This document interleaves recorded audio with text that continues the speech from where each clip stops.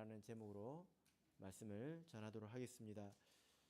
우리가 드디어 요한계시록 11장에 이르렀습니다. 이 11장의 내용도 역시 여섯 번째 나팔의 시대에 관한 이야기입니다. 여섯 번째 나팔을 꼭 기억하시길 바랍니다. 이때는 많은 것이 변화가 되는 아주 중요한 터닝 포인트가 되는 시점입니다. 물론 이때는 다섯 번째 나팔을 통해서 준비가 되지만 그러나 결정적으로 여섯 번째 나팔이 가장 격변하는 그런 때가 될 것입니다. 9장 13절부터 여섯 번째 나팔에 대해서 우리가 배우고 있는데요. 이 여섯 번째 나팔은 마병대의 시대입니다. 그리고 사단에게도 보좌가 생겼습니다. 사단에게 드디어 나라와 조직이 생겼다라는 거죠. 여기서 말하는 이 나라는 지금 우리 교회와 같은 그런 조직체를 말하는 것입니다. 우리 교회도 순전히 영적이기만 한 것은 아니지 않습니까? 우리 교회도 조직이 있고 그래서 일사불란하게 움직이지 않습니까? 그런 체계가 생긴다는 것입니다. 그리고 그 힘과 그 위력이 굉장히 막강하다는 것을 볼 수가 있습니다. 이때가 되면 그들의 힘이 참 백성의 힘보다 월등히 더 셀 것입니다. 이 일은 말세의 참 교회 안에서 일어나는 일입니다.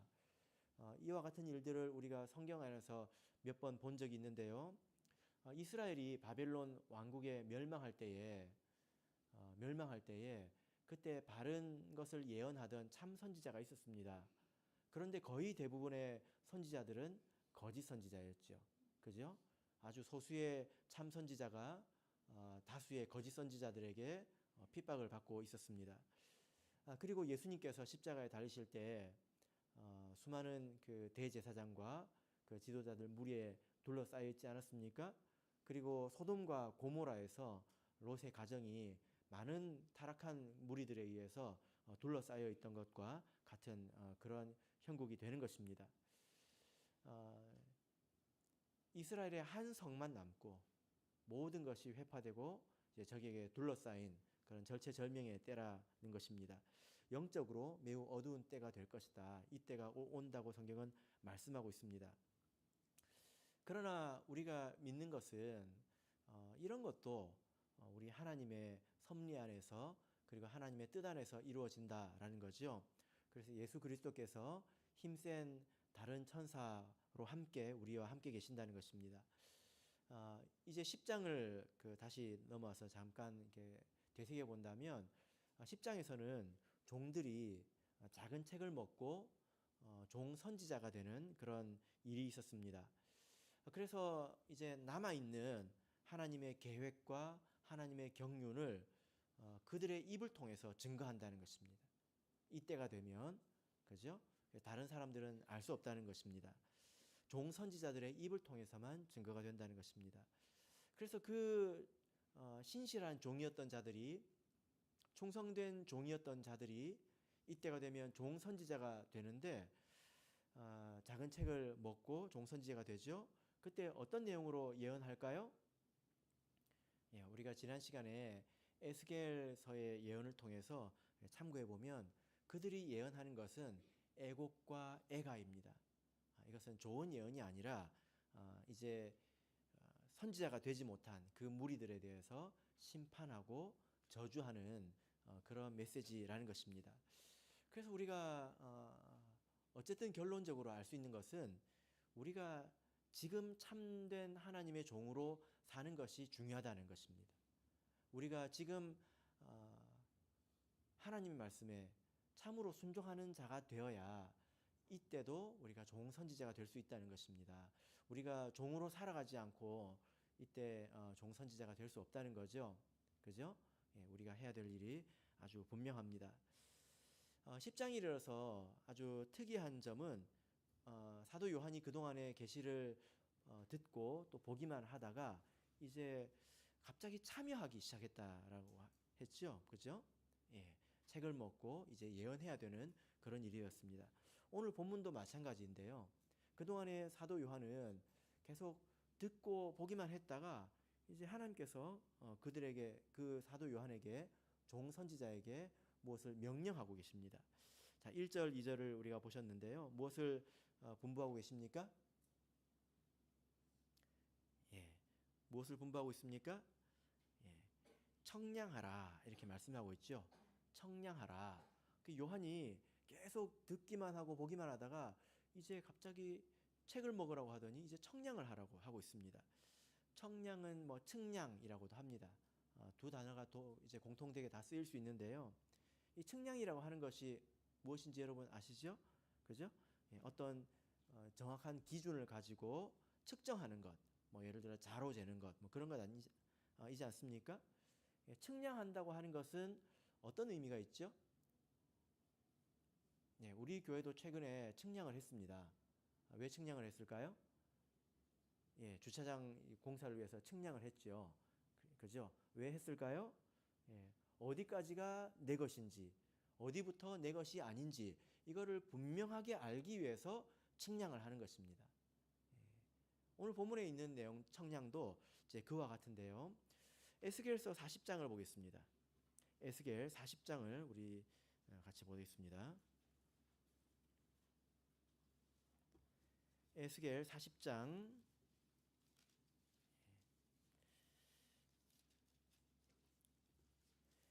1절부터 3절까지를 보겠습니다. 에스겔서 40장 1절부터 3절까지, 자, 이 내용은 아주 큰 이야기의 서두 부분입니다. 시작 부분인데요. 자, 같이 읽겠습니다. 시작. 우리가 사로잡힌 지 25년이요 성이 함락된 후 14년 정월 12일 곧 그날에 여호와의 권능이 내게 임하여 나를 데리고 이스라엘 땅으로 가시되 하나님의 이상 중에 나를 데리고 그 땅에 이르러 나를 극히 높은 산 위에 내려놓으시는데 거기서 나무로 향하여 성읍 형상 같은 것이 있더라. 나를 데리시고 거기 이르시니 모양이 놋같이 빛난 사람 하나가 손에 삼줄과 청량하는 장대를 가지고 문에 서서 있더니. 예. 자, 지금 이 내용이 어떤 내용이냐면 40장부터 에스겔의 환상이 시작되는데 이때는 예루살렘 성이 함락된 때입니다. 이렇게 망했다는 거예요. 하나님의 도성이 무너졌다는 것입니다. 하나님의 성전이 파괴됐다는 것입니다. 그런데 하나님은 이 육신적인 성전이 이렇게 파괴되었을 때 아주 먼 미래에 완전히 회복될 그런 성전을 에스겔에게 환상으로 보여주고 계시는 것입니다. 지금 이렇게 무너졌지만 하나님의 뜻이 있다는 거예요. 나중이 되면 온전하게 아름다운 그런 성전, 하나님의 영광이 거하시는 그런 성전을 다시 세우겠다라는 것을 에스겔에게 이제 보여주기 시작하는 것입니다. 시작할 때 어떤 사람이 나왔습니까? 3절을 보니까 놋과 같이 빛난 사람 하나가. 여러분 그 놋도요 이렇게 열심히 문지르면 반짝반짝 거울처럼 빛납니다. 그죠? 예, 정말 그렇습니다. 그래서 아주 놋처럼 빛난다. 이 시대는 그렇게 빛나는 것이 많이 없었기 때문에 이렇게 표현을 한 것 같습니다. 자, 이렇게 어떤 그 놋과 같이 빛난 사람 하나가 3줄, 그러니까 긴 줄과 그리고 청량하는 장대는 길이를 잴 수 있는 그런 걸 말합니다. 이걸 가지고 지금 있다는 것입니다. 그래서 이 새롭게 회복될 하나님의 성전, 하나님의 도성, 이곳을 지금 에스겔을 계속 데리고 다니면서 이제 보여주는 것이 40장, 41장, 42장 이렇게까지 나옵니다. 예. 그래서 이 말씀을 읽어보면 40장부터 42장까지 읽어보시면 청량한다라는 단어가 몇십 번 나옵니다. 예. 자, 그래서 에스겔과 함께 이 놋과 같이 빛나는 사람이 다니면서 에스겔이 다니면서 보는 것이 뭐냐면은 이 놋과 같이 빛나는 사람이 구석구석 다니면서 그 성읍을 청량하고 있는 것입니다. 자로 재고 있는 것입니다. 예. 그래서 문도 길이를 재고 마당도 재고 문과 문 사이의 거리도 재고 벽의 크기도 재고 심지어 벽의 두께도 재고 성소도 재고 건물도 재고 모든 것을 다 자로 재는 모습을 우리가 볼 수 있습니다. 자, 그러면 여기서 이렇게 자로 재는 것은 어떤 의미가 있을까요? 자, 우리 42장을 보겠습니다. 끝절입니다. 42장 20절 42장 20절 자, 같이 읽겠습니다. 시작. 그가 이와 같이 그 사방을 청량하니 그 사방 담 안 마당의 장과 광이 500척씩이라 그 담은 거룩한 것과 속된 것을 구별하는 것이더라. 그래서 하나님의 이 청량에 맞게 이렇게 제단된 이 성전은 거룩한 것과 속된 것을 구분한다는 것입니다. 그래서 청량한다고 하는 것은 하나님에게 속한 것과 하나님에게 속하지 않은 것을 구분하는 행위를 지금 말하는 거죠. 그죠? 예. 이렇게 하나님의 기준에 맞았을 때 어떤 일이 일어날까요? 자, 43장입니다. 2절을 보겠습니다. 43장 1절 2절을 보겠습니다. 1절 2절 읽겠습니다. 시작. 그 후에 그가 나를 데리고 문에 이르니 곧 동향한 문이라.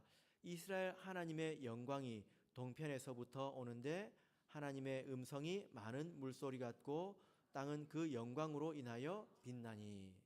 에스겔서 앞부분을 보면 그 성전에서 하나님의 영광이 떠납니다. 근데 여기서 하나님의 영광이 다시 돌아오는 것을 지금 보고 있다라는 것입니다.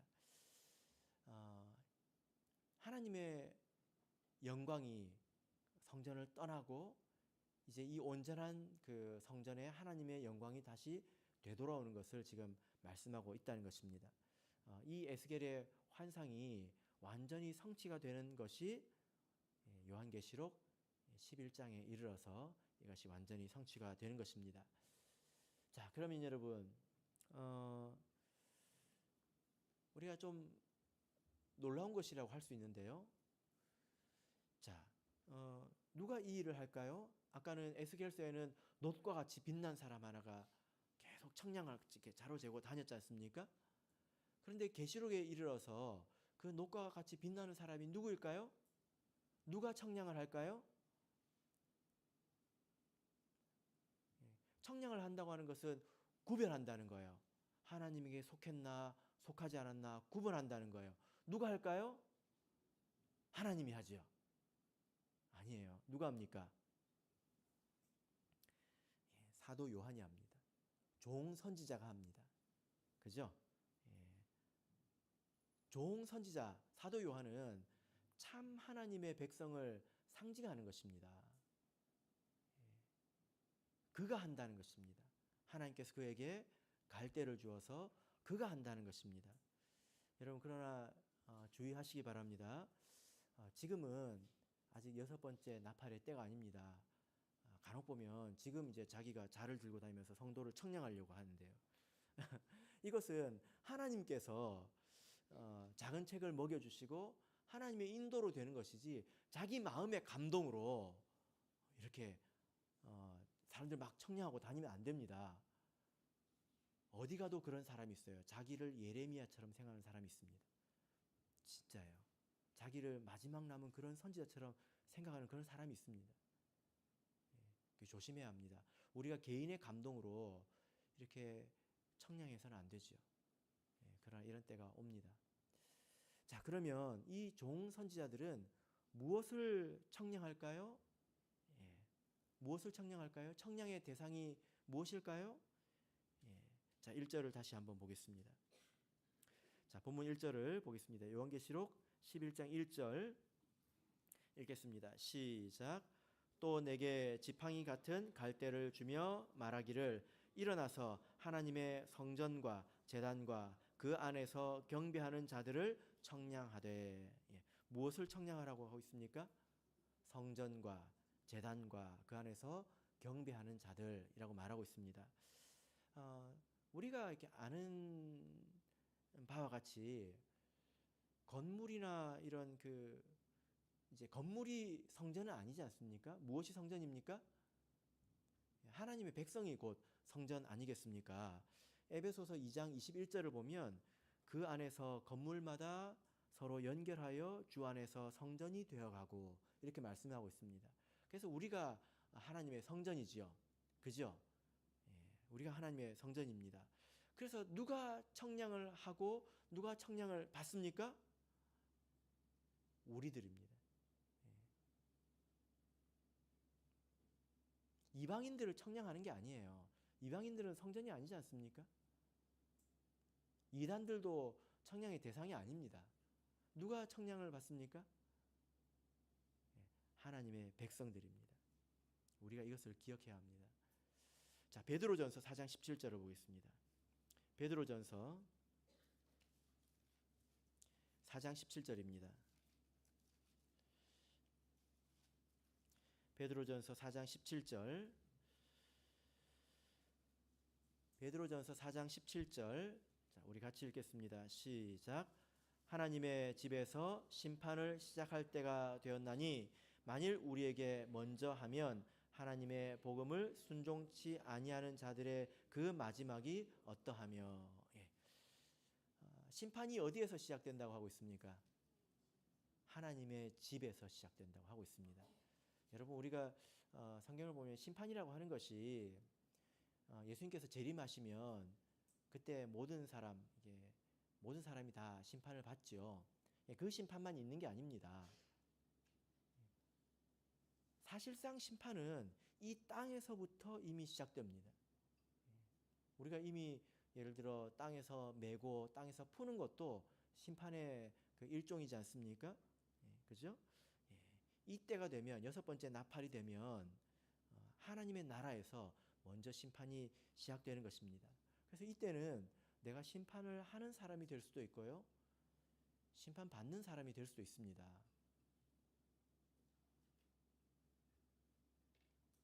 자, 그러면 심판을 하는 것은 무엇이고 또 심판을 받는 것은 어떤 것일까요? 어떤 것을 말하는 걸까요? 심판을 받으면 어떻게 될까요? 그때 그러면 바로 지옥으로 떨어지는 것일까요? 그러는 게 아니지요. 심판이라고 하는 것은, 이 땅에서 심판이라고 하는 것은 그리스도에게서 끊어지는 것을 말합니다. 그리스도 안에 있지 않는 것을 말하죠. 그죠? 우리가 세례를 통해서 예수 그리스도 안으로 들어왔다면 그 안에 있어야 합니다. 앞문으로 들어와서 뒷문으로 나갈 수 있잖아요. 그죠? 어떤 사람을 그리스도 안에 있지 않다고 심판할 수도 있다는 것입니다. 자, 1절을 다시 보겠습니다. 그래서 이 자들이 무엇으로 심판하고 있습니까? 자, 11장 1절 읽겠습니다. 시작. 또 내게 지팡이 같은 갈대를 주며. 됐습니다. 무엇을 받았습니까? 지팡이 같은 갈대를 이제 받았다. 이렇게 말씀을 하고 있죠. 자, 옛날에는 요즘과 같은 그런 줄자가 없었습니다. 그리고 아주 이렇게 바른 이제 이런 것도 없었죠. 쪽 바른 거 이런 것도 별로 없었죠. 그래서 그때는 갈대를 이렇게 아주 곧은 그런 자처럼 이렇게 사용을 했었습니다. 그래서 이 갈대는 측량하는, 길이를 재는 이런 도구입니다. 혹시 갈대로 맞아 보셨습니까? 아플까요? 갈대로 맞으면 별로 안 아플 것 같아요. 그죠? 근데 이때 갈대로 맞으면 아픕니다. 왜 아플까요? 지팡이 같은 갈대거든요. 그래서 어느 나라에 이 갈대가 이렇게 지팡이같이 이렇게 굵은 갈대가 있나? 이렇게 생각할 수 있는데 그런 뜻은 아닙니다. 갈대의 이 속성이 지팡이 같다는 것인데 여러분, 지팡이 하면 뭐가 생각나십니까? 우리 할아버지 할머니들 이렇게 짚고 다니는 지팡이 생각이 나십니까? 성경 안에 그런 이야기가 나오던가요? 성경에서 지팡이는 누가 씁니까? 목동이 씁니다. 목동이 쓰죠. 지팡이는 언제 씁니까? 싸울 때 씁니다. 때릴 때 쓴다는 거예요. 그래서 다윗도 이렇게 노래하기를 주의 지팡이와 막대기가 나를 안위하시나이다. 이렇게 시편에서 말씀하고 있지 않습니까? 이게 때리는 거라는 것입니다. 시편 89편 32절을 보면 내가 지팡이로 저희 범과를 다스리며 채찍으로 저희 죄악을 징책하리로다. 이렇게 말씀을 하고 있습니다. 그래서 이 지팡이는 짚고 다니는 그런 지팡이가 아니라 때리는 것입니다. 맞으면 많이 아픈 것입니다. 그래서 이 갈대가 지팡이 같다고 하는 것은 뭐냐면은 하나님 말씀으로 그 사람을 판단하는 것을 말합니다. 그것이 곧 그 사람을 때리는 것이라는 거죠. 당신의 믿음은 잘못되었습니다. 당신은 부패했습니다. 이것이 판단하는 것이지만 마치 무엇과 같습니까? 지팡이로 때리는 것 같다는 것입니다. 우리가 지금은 그렇게 하지 않죠. 지금은 권면하지, 그것도 조심스럽게 하지 않습니까? 그런데 이때 지팡이로 때리는 것은 권면이 아닙니다. 무엇입니까? 정죄하는 것입니다. 판단하는 것입니다. 하나님의 뜻으로 인해서 누가 하고 있습니까? 종 선지자가 하고 있습니다. 선지자이기 때문에 할 수 있는 것입니다. 왜냐하면 하나님의 말씀을 받아서 말하는 거잖아요. 에스겔에게 뭐라고 했습니까? 사람들이 듣든지 아니 듣든지 너는 가서 말하라. 그래서 이 사람이 자기 감동으로 아니 교회가 이래가지고 돼?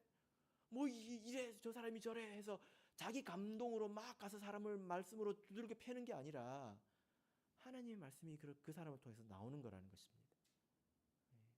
그래서 지팡이 같은 갈대로 청량하고 그 사람을 정죄하고 판단하는 것을 말하는 거죠. 이 하나님 나라 안에서 그런 일이 일어난다는 것입니다. 그때가 되면 교회가 모습이 어떻길래 이런 일이 벌어질까요? 자, 2절을 보겠습니다. 2절 읽겠습니다. 시작. 성전 밖 마당은 청량하지 말고 그냥 두라. 이것을 이방인에게 주었은즉 저희가 거룩한 성을 42달 동안 짓밟으리라. 자, 이 심판을 받는다는 것은 이렇게 하나님 말씀으로 판단받는 것, 정죄당하는 것, 이것을 말합니다. 그래서 성전 밖 마당은 이방인들에게 주어 짓밟히게 하라 이렇게 말씀을 하고 있는데요. 자, 여기서 이 성전은 이제 원문으로 보자면 성소입니다. 성소. 그래서 전체 성전을 말하는 것이 아니라 성전 안에서 뭐 번제단이나 물두멍이나 그런 뜰을 다 빼고 안에 있는 이제 내실을 말하는 거죠. 그죠? 자, 그림을 하나 보도록 하겠습니다. 이 성전, 이 성소 밖은 다 이방인들에게 짓밟힌다고 말씀을 하고 있습니다. 네. 그 이전 그림.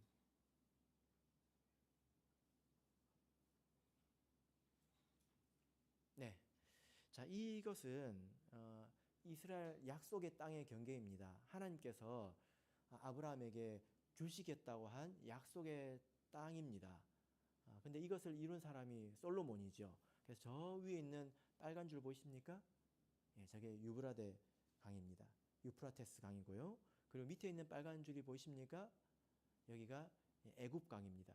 여기서 여기까지가 전부 약속의 땅의 경계입니다. 중간에 파란 줄 보이십니까?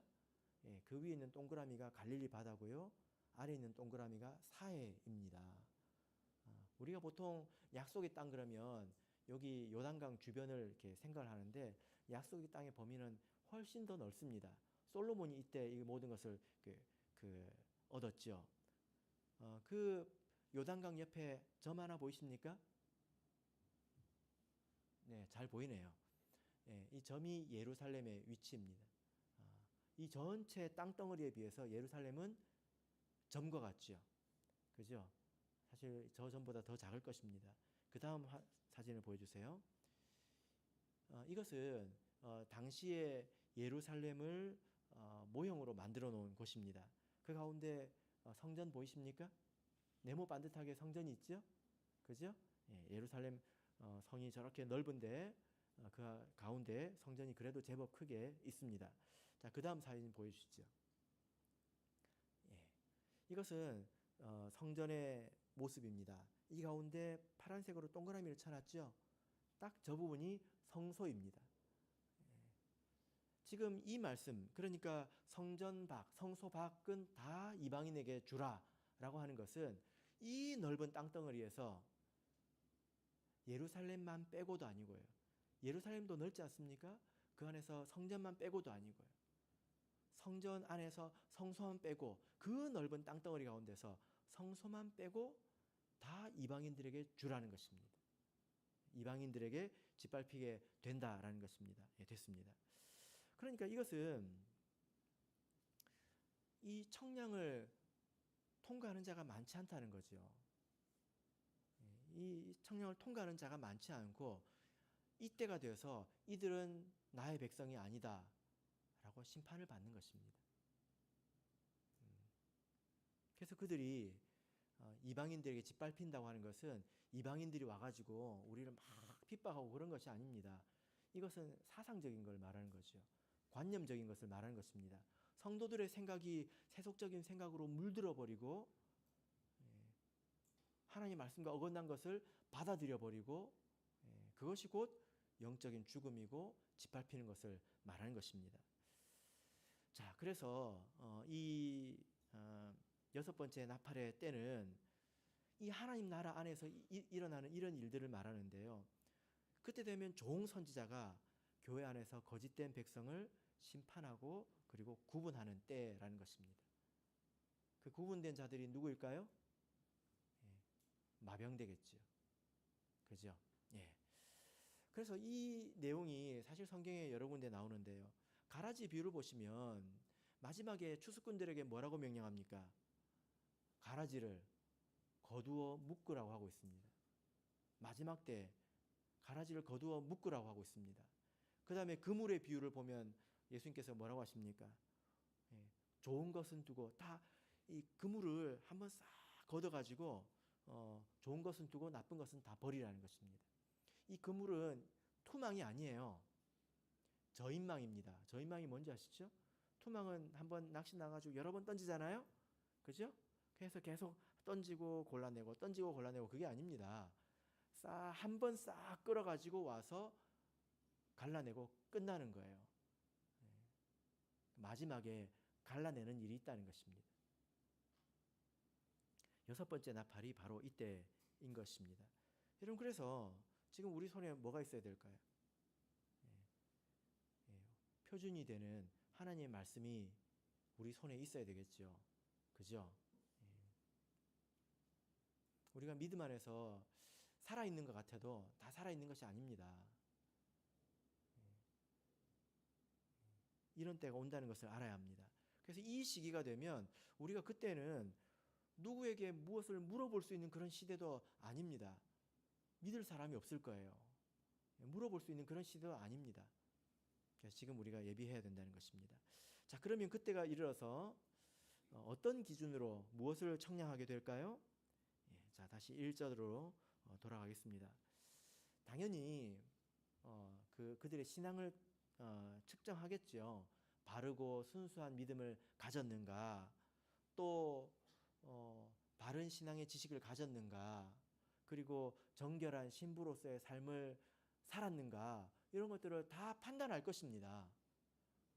그죠? 예, 당연히 그런 것이겠죠. 그래서 본문을 보면 세 가지를 청량하라고 하고 있습니다. 자, 무엇일까요? 11장 1절을 우리 다시 한번 읽어보겠습니다. 1절 읽겠습니다. 시작. 또 내게 지팡이 같은 갈대를 주며 말하기를 일어나서 하나님의 성전과 제단과 그 안에서 경배하는 자들을 청량하되. 세 가지를 청량하라고 있습니다. 첫 번째는 성전과 성소, 그 다음에 제단, 이것은 단을 말합니다. 그리고 경배하는 자들.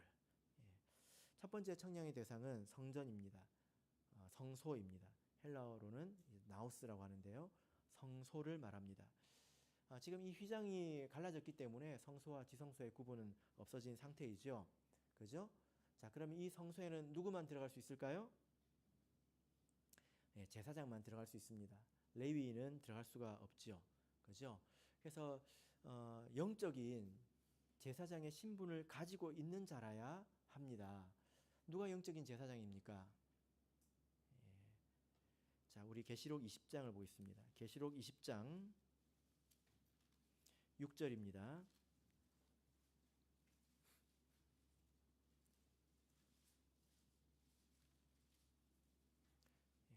계시록 20장 6절 읽겠습니다. 시작. 이 첫째 부활에 참여하는 자들은 복이 있고 거룩하도다. 둘째 사망이 그들을 다스리는 권세가 없고 도리어 그들이 하나님과 그리스도의 제사장이 되어 1000년 동안 그리스도로 더불어 왕노릇하리라.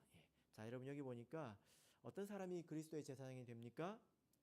첫째 부활에 참여하는 자들. 첫째 부활이 있으면 둘째 부활도 있을까요? 성경에 보면 둘째 사망이 나옵니다. 그럼 첫째 사망도 있을까요? 예. 여기서 이제 첫째 부활이라고 하는 것은 다시 사는 것을 말합니다. 이것은 세례를 말합니다. 원래 부활이라고 하는 것은 우리 육체의 부활을 말하는 거거든요. 예수님의 이제 부활처럼. 그러나 우리가 영적인 사람, 영적으로 죽었던 우리가 세례를 통해서 새 생명을 얻게 되었을 때 그것을 첫째 부활이라고 합니다. 그래서 바른 세례, 우리가 주 예수 그리스도 이름으로 세례를 온전한 세례를 받았을 때 우리가 거듭나지 않습니까? 그러면 그 사람이 곧 이제 제사장이 되는 것입니다. 그래서 이런 그 제사장이 되기 위해서는 바른 세례를 받아야 합니다. 그리고 하나님께서 입혀주신 그런 제사장의 옷을 더럽히지 말고 있어야 합니다. 그죠? 여러분 이런 간증 기억하시지 않습니까? 어떤 우리 성도가 환상 가운데 천국으로 가게 되었습니다. 천국에 앞에 들어가서 들어가려고 하는데 천사가 못 들어가게 하더래요. 왜 못 들어가게 했을까요? 그래서 네 옷을 한번 봐라 하고 나서 옷을 보니까 자기가 흰 옷을 입고 있는데 굉장히 더러워졌더래요. 그래서 그런 옷으로는 들어갈 수 없다. 그래서 다시 돌려보내더랍니다.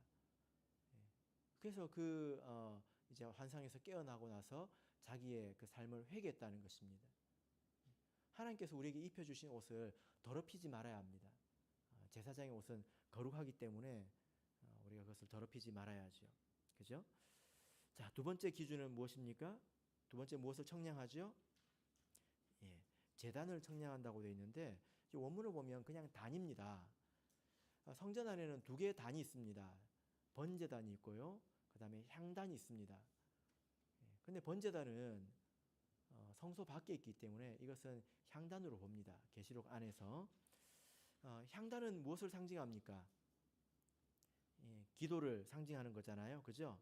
자, 우리 계시록 8장을 보겠습니다. 우리가 하나님께 기도할 때 하나님께 향을 피워드리는 것처럼 향기로운 향을 올려드린 것과 같다는 것입니다. 계시록 8장 3절 읽겠습니다. 시작.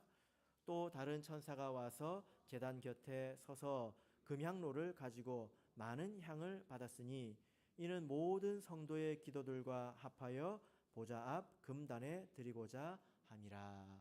예. 여러분 그래서 그 단을 측량하겠다고 하는 것은 그 사람의 기도를 보겠다는 것입니다. 사실 이 기도라고 하는 것이 그 사람의 신앙의 많은 부분을 드러냅니다. 기도 안 하는 사람을 정말 하나님 믿는다고 말할 수 있을까요?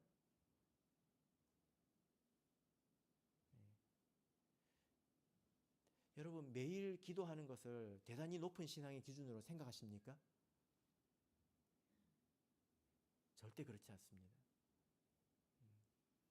내가 얼마나 기도하는지 그리고 어떻게 기도하는지 무엇을 위해서 기도하는지 그게 곧 그 사람의 신앙이잖아요. 그게 그 사람의 신앙을 드러내는 것 아니겠습니까? 우리가 다니엘의 이야기를 보면 다니엘이 사자굴에 갇혔지 않습니까? 사자굴에 떨어졌잖아요. 왜 떨어졌을까요? 왜 사자굴에 들어갔을까요? 기도해서 들어간 겁니다.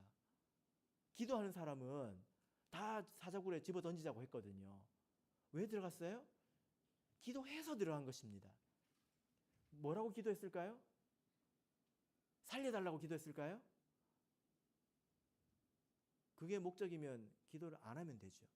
그러면 안 들어가니까. 근데 기도했어요. 무슨 기도를 했을까요? 그래서 그 기도의 의미를 한번 생각해 보십시오. 다니엘이 말세에 우리 성도들을 예표하는 사람입니다. 그의 기도는 무엇을 얻고 잃고 이것을 초월한 하나님과의 관계를 말합니다. 여러분, 그래서 우리가 우리의 기도를 돌아봐야 돼요. 내 옷이 더러워지지 않았는가 근심스럽게 자기를 돌아봐야 합니다. 우리 자신에 대해서 항상 근심해야죠. 그죠? 내 기도를 돌아봐야 합니다. 제가 기억나는 간증 중에 이제 여러분들께도 해드렸지만 제가 말씀드렸지만 어떤 사람이 기도하니까 천사가 마스크를 쓰고 오더래요. 그래서 싹 걷어가지고 땅바닥에 던져버리더랍니다. 아무리 기도해도 악취만 풍기는 기도가 될 수도 있고 어떤 기도는 정말 하나님 앞에서 향기로운 기도가 될 수 있잖아요. 진실하게 회개하고 또 우리 성도를 사랑하며 기도하고 하나님 나라를 위해서 기도하고 이런 것들은 하나님 앞에서 아주 향기로운 것들입니다. 그러나 기도의 모습만 흉내내는 것 이런 것들은 악취에 불과한 것이죠. 우리의 기도를 돌아봐야 하는 것입니다. 세 번째는 무엇입니까? 그 안에서 경배하는 자들을 청량한다고 하고 있습니다. 자, 우리 계시록 4장 10절을 보겠습니다.